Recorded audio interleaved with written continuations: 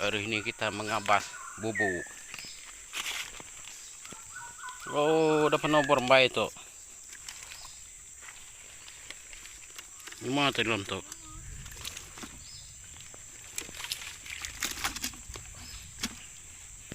Tidak dapat, guys.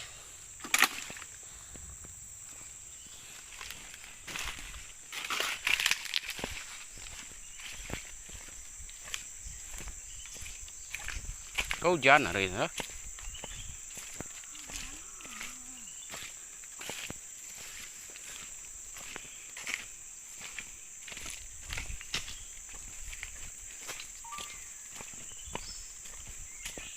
Kita mengabas bubu. Kita tengok hasil dia. Hasil bubu. Oh.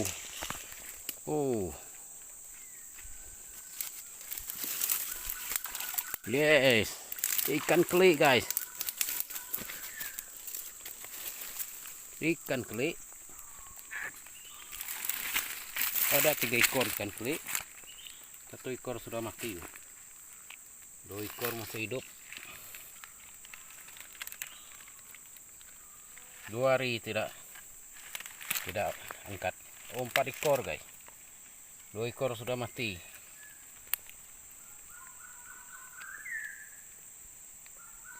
2 ekor masih hidup. Ikan keli. Oh, ikan keli tuh. Oh, saya ikan keli tuh. Oh,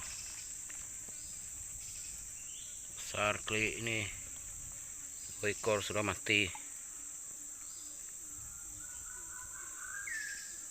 Boleh tahan lah. Oh, bisi mayok keli dia puang tuh, dia punya. Jarian tani itu bro ya. Tuh hujan hari itu kaki ya boleh lagi. Boleh ke keli ya.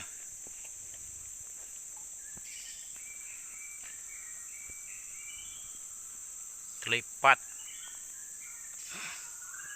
Tuh udah mati ya. 2 hari udah dapat.